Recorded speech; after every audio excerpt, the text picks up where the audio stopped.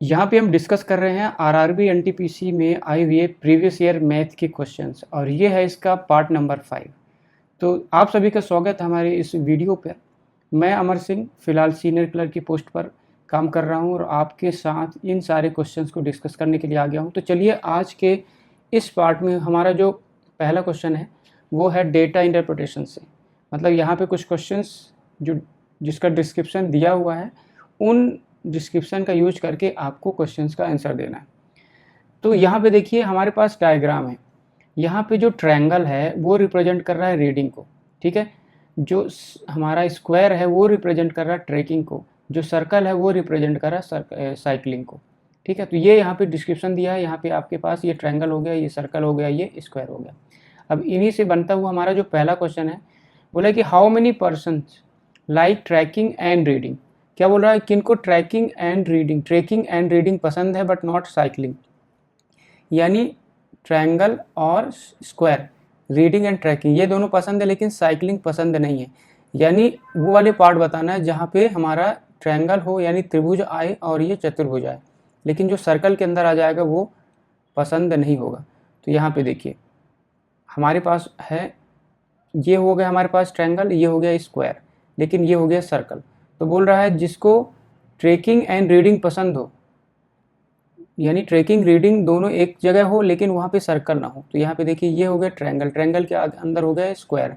तो इन दोनों का कॉमन पॉइंट या तो एक 28 हो गया और एक कौन सा हो गया 12।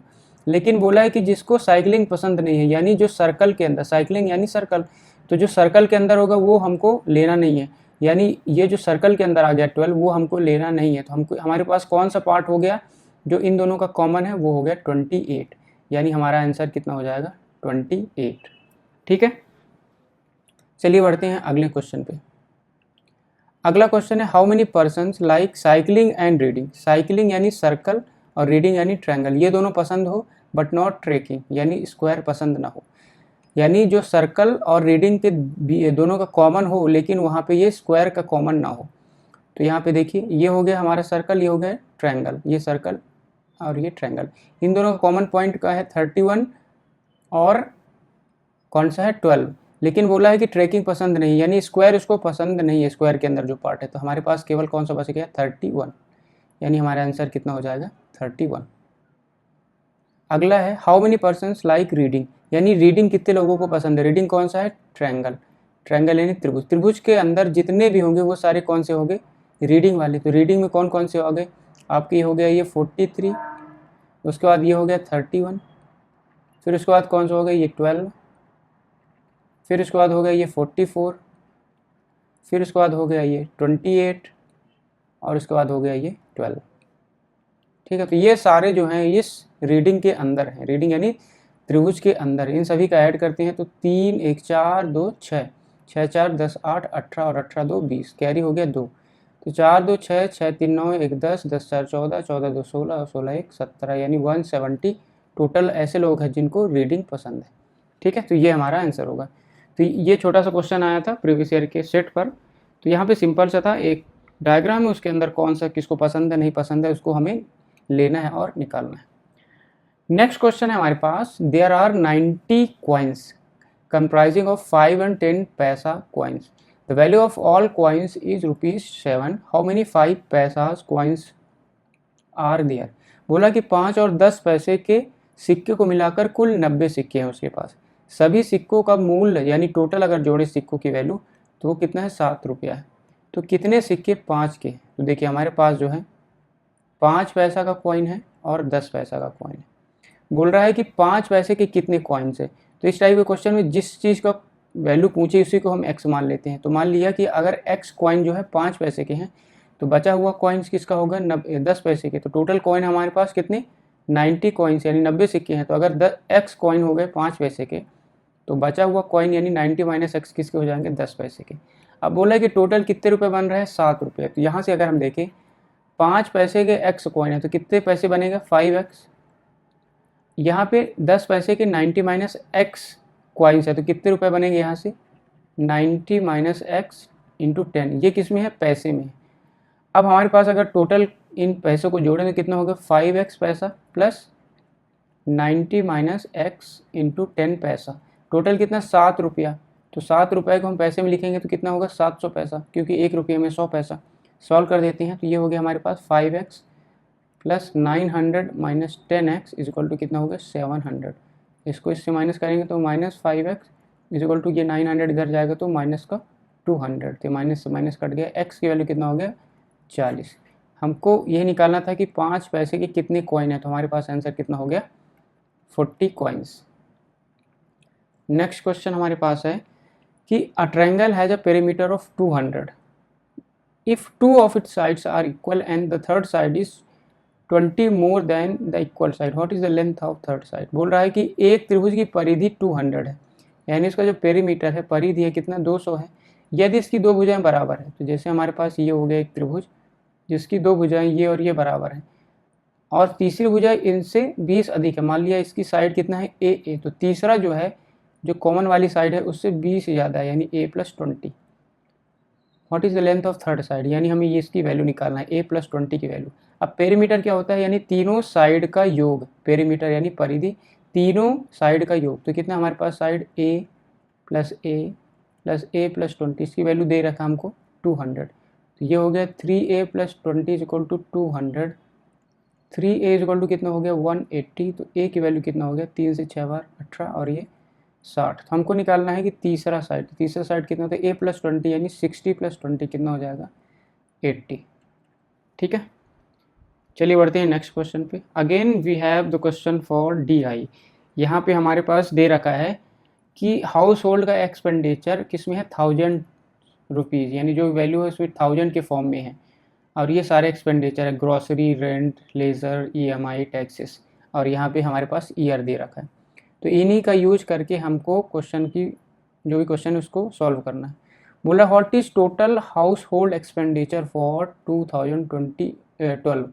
तो 2012 में टोटल एक्सपेंडिचर, 2012 ये वाला हुआ ईयर, तो ये सारे एक्सपेंडिचर ही है, लेकिन हमको बोला है कि 2012 वाला एक्सपेंडिचर तो कितना होगा। देखिए 46 है, 14 है, 7.3 है, 5.6 है और 17। तो टोटल हमें क्या निकालना है, टोटल हाउस होल्ड एक्सपेंडिचर। तो कितना हो जाएगा, देखिए ऐड करते हैं तो 6 4 10, 10 7 17, 1 मिनट पॉइंट इधर है ना, तो 6 और 3 कितना हो गया 9 पॉइंट। आगे 6 4 10, 10 7 17, 17 5 22 और 22 और 7 29, शेष हो गया 2 3 4 4 8। ये हो गया टोटल हमारे पास एक्सपेंडिचर, लेकिन ये किस फॉर्म में है 1000 के फॉर्म में। तो टोटल एक्सपेंडिचर हमारा इतना हो गया, इस पॉइंट से 1 0 कट जाएगा, तो आंसर कितना हो जाएगा 89900, यानी ऑप्शन नंबर ए हमारा करेक्ट होगा। नेक्स्ट क्वेश्चन हमारे पास expenditure on EMI form, what percentage of expenditure on grocery for the year 2014। तो 2014 को अगर हम लें तो एक्सपेंडिचर ऑन EMI, तो EMI पर कितना एक्सपेंडिचर है 7.4। बोल रहा है कि कितना परसेंट है किसका एक्सपेंडिचर ऑन ग्रॉसरी, तो ग्रॉसरी पर कितना था 2014 पर 52% निकालना है, तो 100 का मल्टीप्लाई, इसको सॉल्व करेंगे तो 1 0 नीचे, ये 0 से ये 0 कट गया। अगेन इसको अगर हम 2 से कट करेंगे तो 2 से 2 बार 4 और 2 से 6 बार 12, इसको 2 से 3 बार 6 और 1 2 से 7 बार, तो ये हो गया हमारे पास 370, और कितने से डिवाइड करना है 26 से, तो एक बार जाएगा 26, ये एक एक और ये, तो ये कितना हो जाएगा 25 चौको 100, यानी 4 बार ये डिवाइड चला जाएगा, तो 6 चौको 24, 4 दूना 8 9 10, ये हो गया शेषफल 4, पॉइंट लगाएंगे 0, 25 दूना 50, यानी 2 बार कटेगा, तो 14.2 के लमसम, यानी ऑप्शन नंबर बी हमारा करेक्ट आंसर होगा। नेक्स्ट क्वेश्चन है what is the average spending on leisure per annum, प्रतिवर्ष छुट्टी पर औसतन क्या खर्च हो रहा है। तो छुट्टी पर यानी ये वाला हमें औसतन यानी एवरेज निकालना है, तो इन सभी को अगर ऐड करें, ठीक है, ये वाला वैल्यू को, तो कितना हो जाएगा 5 3 8 9 8 17 और 17 5 22, शेषफल यानी कैरी हो गया 2, तो 8 2 10 7 17 17 7 24, 24 6 30 और 30 5 35। एवरेज यानी टोटल कितने साल का काउंट कर रहे हैं हम 1 2 3 4 5, ये हमारा आंसर होगा। तो अगर हम 0 यहाँ पर करें 5 से डिवाइड करते हैं तो 5 7 35, 0 5 चौको 20, 0 पर चला जाएगा। 1 मिनट, अभी ये क्या है 1000 के फॉर्म में। तो सबसे पहले यहाँ पे अगर हम 1000 का मल्टीप्लाई करेंगे तो यहाँ से 2 जीरो ये कट जाएगा, तो कितने हो जाएगा 7040, यानी हमारा ऑप्शन नंबर ए करेक्ट हो जाएगा। कैलकुलेट करना है, कंप्यूट करना है, तो सिंपल सा है, सब आपको याद रखना बोर्ड मास, यानी सबसे पहले ब्रैकेट वाले को सॉल्व करेंगे, फिर ऑफ यानी ऑफ वाला फॉर्म को सॉल्व करेंगे, फिर division, multiplication, add and subtraction. तो सबसे पहले हम किसको सॉल्व करेंगे, इस ब्रैकेट के अंदर वाले को, और ब्रैकेट के अंदर भी किसको सॉल्व करेंगे, यहाँ पे मल्टीप्लिकेशन को, फिर बाद में ऐड करेंगे। तो ये हो जाएगा 50 प्लस ये हो गया हमारे पास 0.5 इंटू 20, तो ये जीरो से ये जीरो कट गया, और इधर कितना है डिवीजन में 0.7, तो 50 प्लस 5 दूना 10, तो ये कितना हो गया 60, डिवीजन में 7। ठीक है, सॉल्व करते हैं तो 7 से 8 बार, 7 8 56, कैरी कितना हो गया 4, 7 21, 7 चौक 28, 7 पन्ना 35, 8.5, यानी ऑप्शन नंबर ए करेक्ट होगा। अगला हमारे पास टाइम एंड वर्क से, working together P, Q and R reap a field in 6 days. If we can do it alone in 10 days, Q it in 24 days, and how many days will R alone be able to reap the field? बोल रहा है कि P, Q और R एक साथ काम को 6 दिन में खेत काट देते हैं, यानी अगर एक साथ देखा जाए तो P plus Q plus R एक साथ काम करते हैं तो 6 डेज में खेत को काट देते हैं।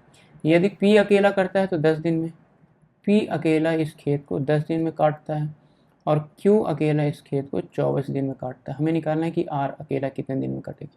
तो सबसे पहले इन सभी का अगर हम एलसीएम निकालें तो एलसीएम कितना हो जाएगा, सबसे बड़ी संख्या 24, फिर 6 से कट करेंगे तो कट रहा है, 10 से कट करेंगे तो यहाँ पे 10 का होना जरूरी है, यानी हमारा एलसीएम कितना हो गया 240। अब यहाँ पे अगर देखिए 6 दिन में करता है तो एक दिन, यानी इसका एफिशिएंसी निकालेंगे तो 224/6 यानी 40, 10 से डिवाइड करेंगे तो ये हो गया 24, 24 से डिवाइड करेंगे तो ये 10। ठीक है, अब हमें पता है P की वैल्यू 24 और Q की वैल्यू 10, तो हमें क्या निकल आया P plus Q plus R, इनका एफिशिएंसी यानी एक दिन में कितना काम कर रहे हैं 40। ठीक है, ये क्या था एक्चुअली P था ना, तो P कितने दिन में कर रहा है 24 दिन में, Q कितने दिन में कर रहा है 10 दिन में, तो R की एफिशिएंसी अगर निकालें तो कितना हो जाएगा 40 माइनस 34, यानी कितना हो गया 6। अगर हम टाइम निकालें कि R कितने दिन में टोटल खेत को कट करेगा, रीप करेगा, तो टोटल वर्क है 240, एक दिन में कितना काम कर रहा है वो 6, तो टोटल टाइम कितना हो जाएगा 6 चौको 24, यानी 40 दिन में खेत को कट कर देगा। ठीक है, तो ये सिंपल सा मेथड, सिंपल सा क्वेश्चन था एक्चुअली। अगला है हमारे पास टाइम एंड वर्क का ही, 30 men working 5 hours a day can do a task in 16 days. In how many days will 40 men working 6 hours a day do the same task. पहला जो है कितने दिन में, 16 दिन में, 5 घंटे काम करने वाले 30 पुरुष 16 दिन में एक काम को करते हैं, कितने दिन में कितने दिन में नहीं, कितने आदमी, in how many days 40 men working, कितने दिन में 6 घंटे काम करे और 16 आदमी, उस काम को कितना टाइम लगेगा।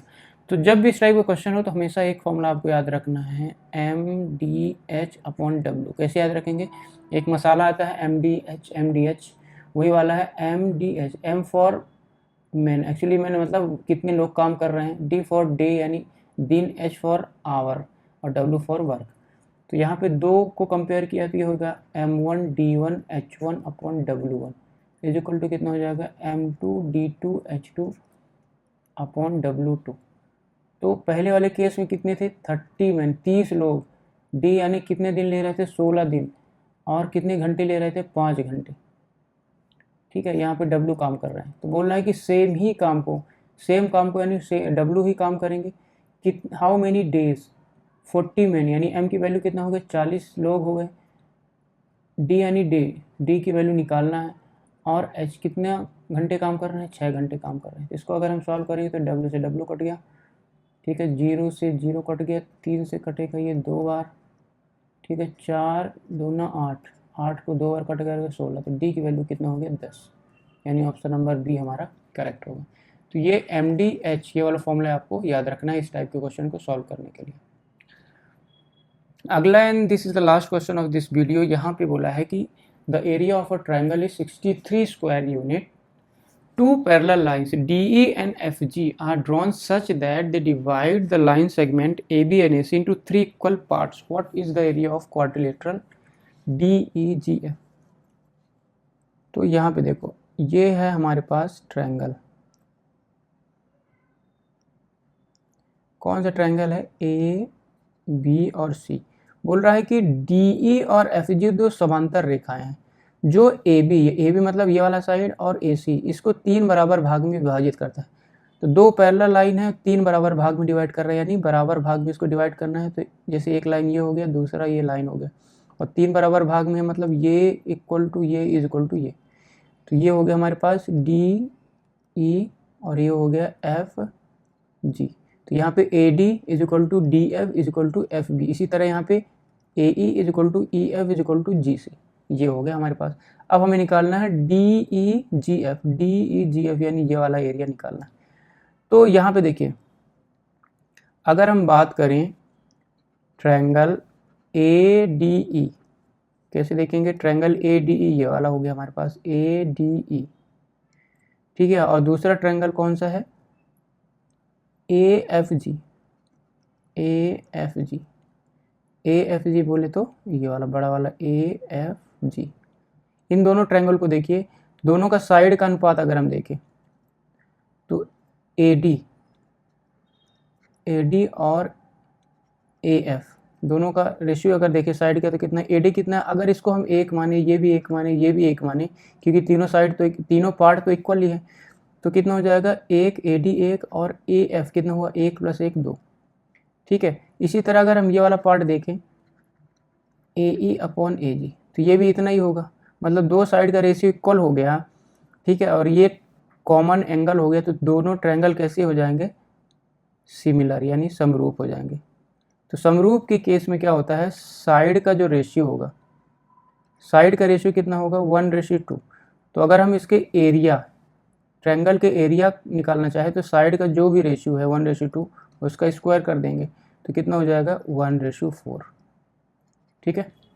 साइड के रेशियो, साइड के अनुपात का अगर हम स्क्वायर कर देंगे तो उसके समरूप यानी सिमिलर ट्रायंगल के एरिया का रेशियो निकल आएगा. तो अगर हम यहाँ पे देखें, अगर यहाँ पे देखिए ADE, तो ADE में ये वाला अगर एरिया 1 है त्रिभुज का, तो ये पूरा यहाँ से यहाँ तक पूरा कितना होगा? पूरा की बात कर रहे हैं, यहाँ से यहाँ तक कितना होगा? 4. तो अगर पूरा 4 है, ये 1 हो गया, तो बचा कितना? 3. ये हो गया 3. ठीक है. इसी तरह हम बड़ा वाला ट्रायंगल अगर ले लें तो ADE और दूसरा ABC दोनों इसी तरह सिमिलर होंगे. क्यों? क्योंकि ये साइड का रेशियो, इधर साइड का रेशियो इक्वल होगा. तो अगर साइड का अनुपात देखें तो ADE में ये वाला साइड कितना है? 1, और ये पूरा बड़ा वाला साइड कितना है? 1 + 1 + 1 3. तो ये हो गया साइड. तो एरिया कितना हो जाएगा इसका स्क्वायर? तो 1 और 3 का स्क्वायर कितना हो गया? 9. ठीक है. 1:9. तो अगर ये वाला 1 है तो पूरा कितना होगा? पूरा 9. पूरा अगर 9 है, ठीक है, पूरा 9 है, तो यहाँ पे ये 3 ले लिया, ये 1 ले लिया, तो बचा कितना? 3 1 4 1 4 निकल गया, तो बचा कितना? 5. तो अब हमारे पास इन ट्रायंगल का अनुपात आ गया. ये 1 है, ये 3 है और ये 5 है. अगर आपसे ये वाला पूछेगा तो 5 की वैल्यू निकालेंगे, अगर यहाँ पे 3 पूछा तो 3 की वैल्यू निकालेंगे. तो अब देखिए टोटल जो है एरिया कितना हो गया? 9.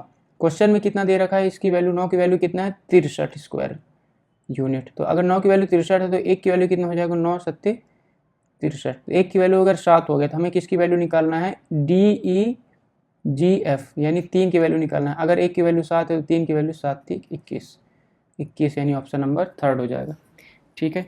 तो आपको याद रखना है कि सिमिलर के केस में अगर साइड का अनुपात जो भी है, हम एरिया जब निकालेंगे तो उसके साइड के अनुपात का स्क्वायर कर देंगे, तो हमारा एरिया का अनुपात निकल आएगा. तो ये आज का वीडियो था. कुछ नए क्वेश्चंस हम यहाँ पे देखे हैं, ज्योमेट्री के क्वेश्चन यहाँ पे आए हैं. ठीक है. तो एडवांस मैथ के भी क्वेश्चन आते हैं रेलवे के एग्जाम्स में, और ज़्यादा मतलब ऊपर से ही आपको पढ़ना है कि जो बेसिक रूल्स हैं ज्योमेट्री के, बेसिक जो फॉर्मूले हैं वो आप ध्यान में रखिए. ठीक है. सिमिलरिटी और कॉन्ग्रुएंटी यानी समरूपता, सर्वांग समता, इनसे क्वेश्चन आते हैं, तो इनको याद रखिए. ट्रायंगल्स के जो फॉर्मूले हैं वो याद रखिए. ठीक है. इनसे क्वेश्चन आते हैं. तो आई होप आपको ये वीडियो अच्छी लग रही है, and if you like the video, if you like the session, please like and subscribe my channel. Thank you so much for watching.